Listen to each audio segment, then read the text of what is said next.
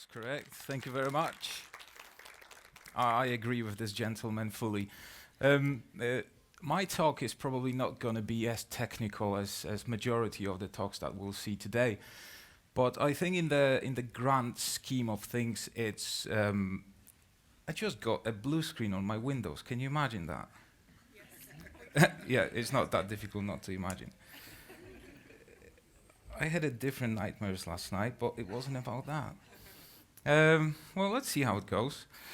Um, right. So, in the grand scheme of things, it's a really important topic because we, as the community dealing with data, we are the best suited to understand what's really happening in the digital world, and it's difficult for our children because they're just too young to appreciate what's happening, and it's also difficult for our parents because they're not used to the technology, the algorithms running the internet.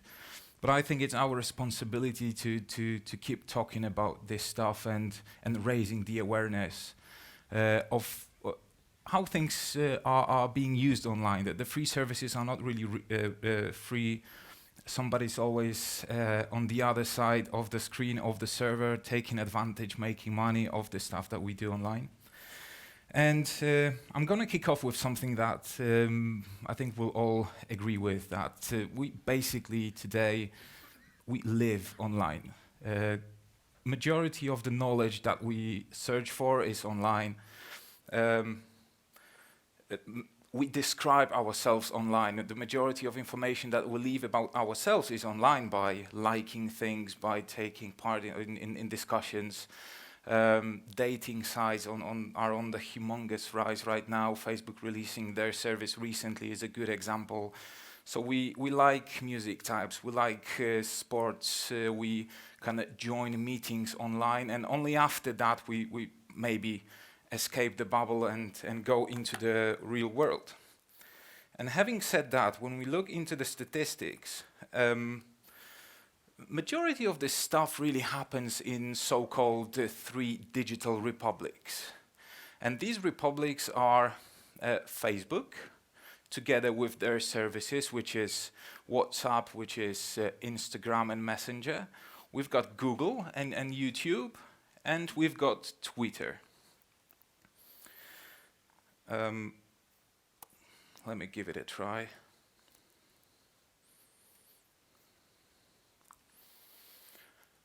I forgot about the quote.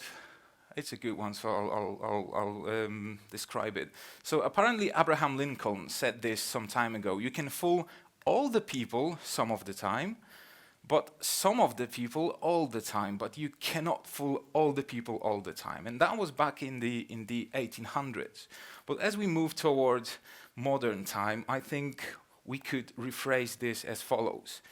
You can fool all the people for increasing amounts of time and increasing amounts of people all the time. Luckily, you still cannot fool all the people all the time, and it's our responsibility that it stays like this. I spent so much time on this graphic.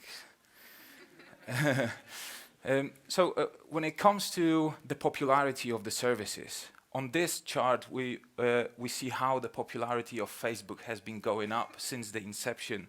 So quarter by quarter since 2008, it's just been going up, and it doesn't look like it's going to saturate anytime soon. It will one day, but it's still not going to happen. Moving towards some solid numbers. Facebook each day has 1.6 billion active users, and that's 2.4 monthly active users. YouTube, 1.9 billion. I'm going to emphasize the billion thing. WhatsApp, 1.5 billion.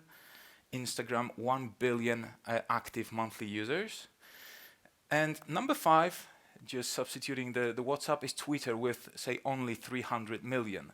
But somehow, historically, Twitter has been presented as this kind of misinformation spreading machine because of the bots, because of the ease with which you can spread information using algorithms. But recent research suggests that it was actually Instagram that was more used by the Russian trolls in the lead up to the 2016 presidential campaign in the United States. So we should be keeping a close eye on the Instagram, not only the Twitter as the source of all evil. So what do you do once you gather such a big crowd on your platform? Well, you make money out of that. In 2018, Facebook made $55 billion of revenue. That's equivalent to the GDP of Lithuania. So that's a lot of money and puts it into nice scale. But what's interesting is that almost all of this revenue was generated by serving ads. So in order to be able to have such a nicely running ad serving machine, you have to have one thing in place, and that's really accurate targeting. You have to be able to show the message to the right audience at exactly the time when they are most likely to click. And let's go through a couple of options of how Facebook can actually target us. This is available to people who want to present their content or sell their products on Facebook. So they go to the settings and they kick off with pretty simple stuff like the age of the people that they want to target, the language, the relationship status, which is each of these categories you will see are pretty detailed. So the relationship itself, are you married, are you separated, are you in a relationship, is it complicated, the income level just in the US, different binnings of incomes, what's your education level, again very detailed, where do you work, and again the breakdown is pretty impressive.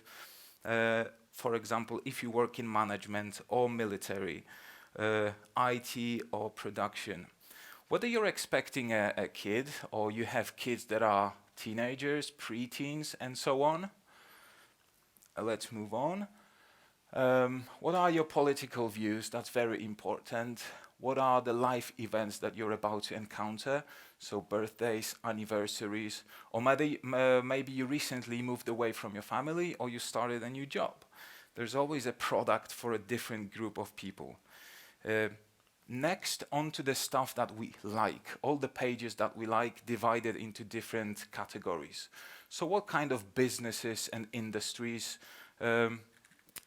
you like, military, whether you click on, I don't know, I like Pentagon, entertainment, what kind of music, what kind of movies you like, whether you're a fit person, whether you follow, fit people telling you how to stay fit, and so on and so on. Food and drinks, shopping, sports.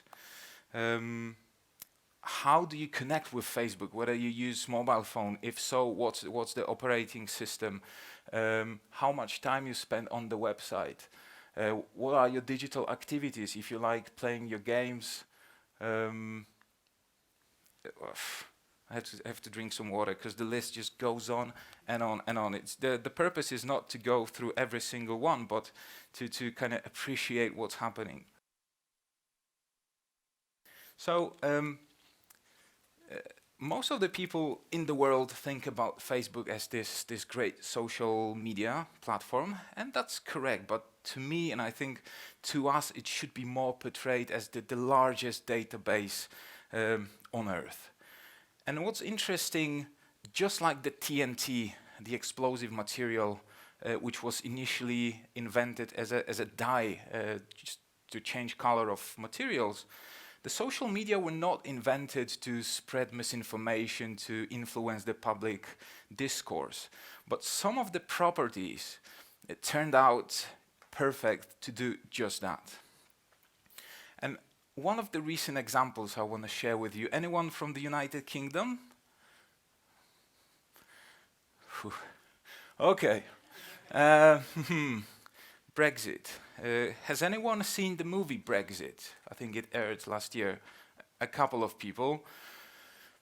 So campaigning online is obviously open to all the parties, all the political parties, but they are working much better for the extreme sides of the scene, because extreme parties are much more likely to post stuff that is direct, shocking, and because of the machine learning algorithms running at the back of Facebook, these algorithms will naturally prefer this content and push it toward your feed, because this is the business model of how social media works.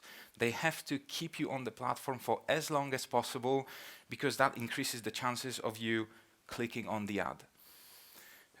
Mr. Dominic Cummings, who was the director of the Vote Leave campaign, so the party that was trying really hard to take the UK away from the European Union, came up with this plan of how to win this battle online. First of all, he said we have to collect as much data as possible about the people in the UK, together with their preference towards Brexit, whether they would vote leave or stay. And once that information would be available, they would flood the internet with very targeted content. But it's not an easy task, is it, to kind of go out there and ask people for their details, especially on such a critical subject when the society is so divided about Brexit. So they managed to find one thing that unites all the nations all the time, and that's sport. In the UK, the most popular sport right after rugby and cricket, it's obviously football. And this move was even better because the data harvesting process was taking part in the year of Euro 2016 in France. So what the Vote Leave campaign did, they created an online game. So the thing was, this is an actual ad that was being served on all possible websites in the UK at the time. And the thing was, if you correctly predict all the results of the football games throughout the Euro 2016, you would win £50 million. The odds of doing that were extremely slim. 1 to that number, which the Wikipedia suggested is called sextillion, 21 zeros. Compared to Eurojackpot, it's a very slim odd, right? And the trick was, in order to play this game, it was a real game. Even the Vote Leave campaign kind of insured themselves in case somebody really won. But the catch was, in order to play the game, you had to provide a number of information about yourself, together with how you would vote during the Brexit. Once that information was in place, it was streaming down to the servers of the Vote Leave campaign and was being connected with other data points on specific people.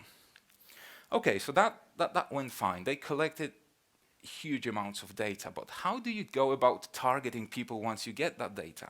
There's one company that we could ask, which is, or used to be pretty good at that. Cambridge Analytica. Anyone heard of them? Oh yeah, we heard about Cambridge Analytica. The most of the stuff that they did in the famous scandal was based on the work by this guy called Michał Kosiński, who was working at the University of Cambridge, because in one of his publications he showed that the stuff that we do online can tell a lot about ourselves. That's the link to the publication if you're interested. It's openly available. But in 2 words, what he showed was that after creating a matrix where in the row he had 60,000 users, and in the columns he had different types of likes they were doing on Facebook. For obvious reasons, he decreased the amount of features he was using to 100 most informative. And then by using very simple techniques, logistic regression or linear regression, because he was very keen on the explainability of his models, he was trying to predict different variables like age, gender, sexual orientation, ethnicity, but also things related to our psychology, satisfaction with life, or the big 5 personality traits, which I will discuss in a second. So what were the outcomes of his research? So when we look at the categorical variables, on the x-axis we have the area under the curve. So how accurate were his predictions based on the likes? Whether you're Caucasian versus African American, 0.95.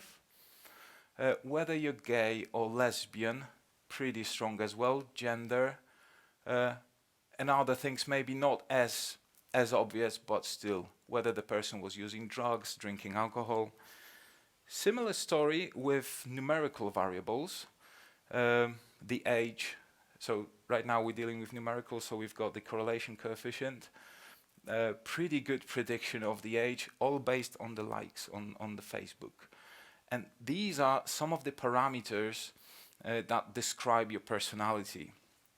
And I will discuss them in a couple of slides.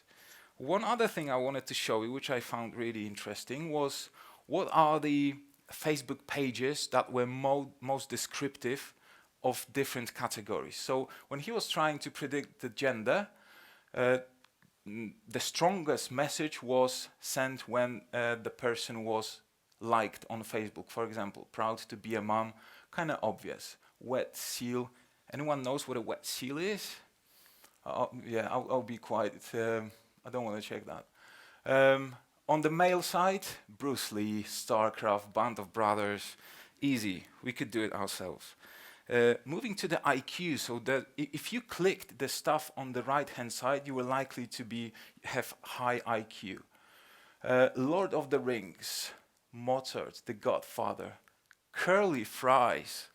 And then later in the publication, he says, even though the curly fries correlated very heavily with IQ, there's no direct evidence that really liking curly fries is related to high IQ. Sadly, you would be judged as low IQ person if you liked Harley Davidson, again, I love being a mom, or Sephora, poor shop. Now, another category, whether you're outgoing and active versus shy and reserved. So outgoing and active people would like dancing, Michael Jordan, modeling, whereas the shy and reserved people, programming, manga, Minecraft. And the last category I chose was whether you're satisfied or not with your life. So if you're satisfied, you would like Jesus Christ, Bible, and you would be proud to be a Christian. Whether if you're dissatisfied, you would like the bands like Lamb of God, Killswitch Engage, which breaks my heart. I love these bands. Well, I don't think I'm that dissatisfied with life. Although Stewie Griffin, that would be pretty accurate if you like Family Guy. Coming back to the Cambridge Analytica, what they did, so they got access to this Facebook app called This Is Your Digital Life. It was put on Facebook, and several thousand people completed this quiz, convinced that they were just helping some scientific research. At that point in time, the settings of Facebook allowed the owner of the app to access information not only about the people who were taking the quiz, but all the network of these people. So if I took the quiz, Cambridge Analytica would get information, all the possible information about all the friends in my network. Based on that, Cambridge Analytica came into possession of around 90 million information about 90 million people, although they claim it was only 30 million, but according to Facebook it was close to 90. So what was so special about this quiz? It was based on these big 5 personality traits. So when you take a quiz like this, the output of the quiz allows to decompose the psychology of the person into 5 different categories. Stuff like whether you're uncreative and uncurious compared to creative and curious. Whether you're lazy and disorganized versus well-organized and punctual. And things like this were describing the people really in detail. And this opened up a brand new way of targeting the audience. Compared to the classical demographics, so the age, where they're coming from, we got actually access to to knowing more about the people probably than they did themselves. And what's more worrying is that they got access to the psychological weaknesses of the people. If you know that somebody's rather shy and they like to stick to themselves, you would serve them content that's suited towards this message. So how can this look like? It can be somehow similar to how Netflix tries to serve us the covers of the movies to kind of make us watch a given title. So the way it works, for example, if you have a history of watching romantic movies, they would serve you, for example, an artwork that looks like this for the movie Good Will Hunting. On the contrary, if you rather like watching comedy movies, they would serve you a different artwork with Robin Williams, who's mostly known for comedy movies. These are the different types of artworks that were shown for the Stranger Things, depending on the different type of people coming to the Netflix platform. Another example, PlayStation, quite similar. So if they knew that there was a guy from Indiana interested in sport, he would see an ad like this with Indiana Pacers. Another cluster of customers, for example, a lady interested in languages and other cultures would be given a different ad, and so on and so on.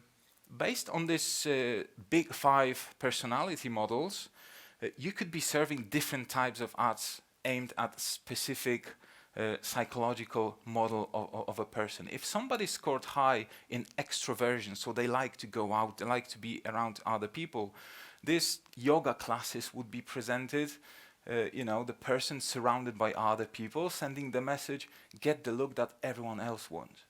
Whereas if you're high in consciousness, so you prefer to stick to yourself, you're just interested in your own development, you would get a different type of ad, get the look to be your best self.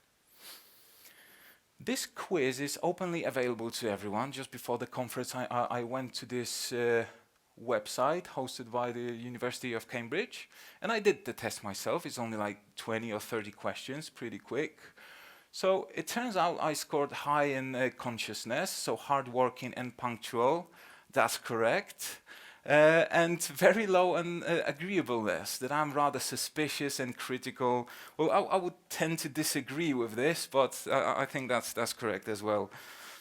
So kind of to recap what was happening, what the Cambridge Analytica scandal was all about.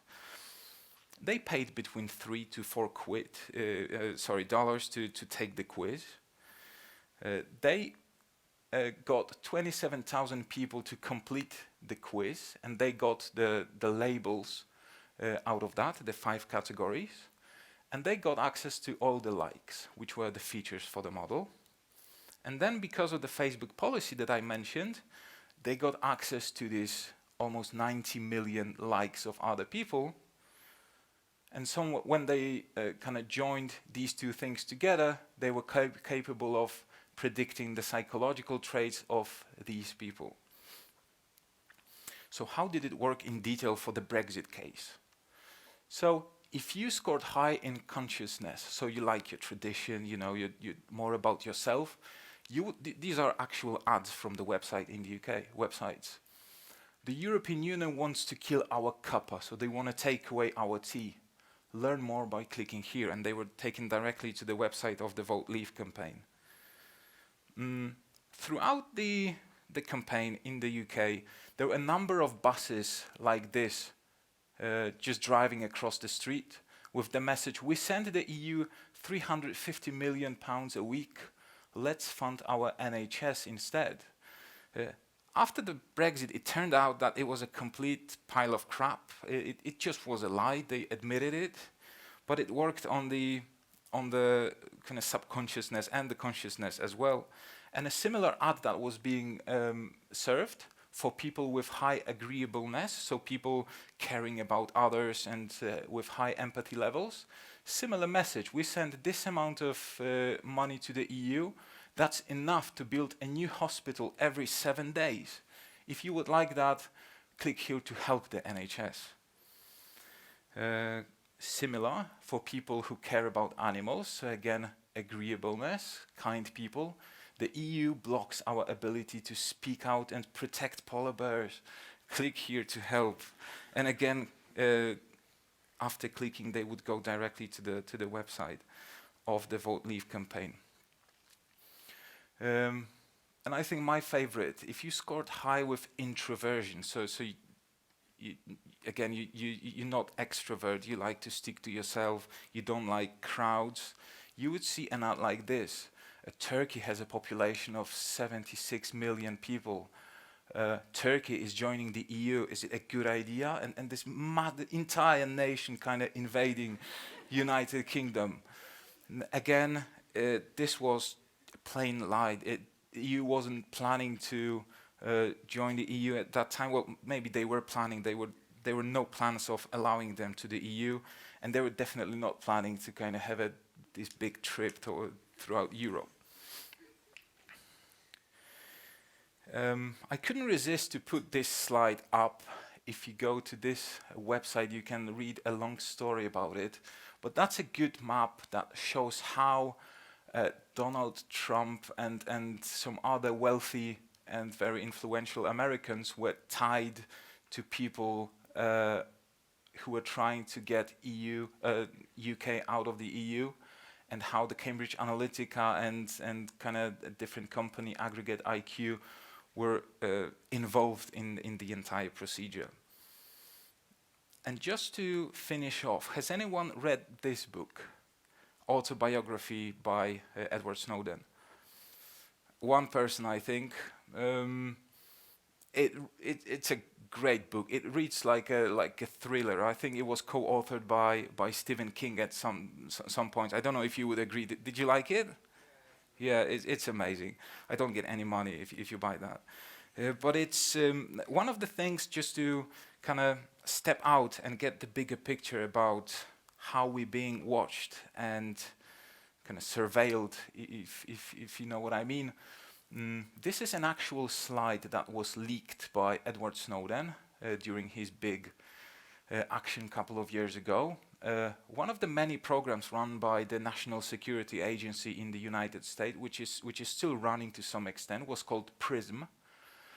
And this program was about, in principle, the government asking different companies about the internet communications that the user were doing using these platforms. And the companies that were cooperating, just the big names: Microsoft, Yahoo, Google, Facebook, YouTube, Skype, and so on. And when I was in the past, when I was reading about Facebook, I was shocked. Wow, what they're doing to us. But after reading Edward Snowden's book, where he says that the surveillance and the monitoring is absolutely on every single step, it gives you the perspective. And at least to me, I had this moment of I'm going offline. I don't care. I don't want to be part of this. And even though it's a slight exaggeration from my side, the one thing from this talk that it would be very good if you could take with you was just to talk to your friends about this. I think on this in the crowd, we all know that if a service is free, it's not really free. We pay with our data, and big companies make the amount of money that's equivalent to GDPs of different countries. And just to talk to your friends and make them aware, maybe you don't want to be clicking like crazy. Do you really need this? That there's always the dark side on the other side of the story. Sadly, that's it. Thank you very much.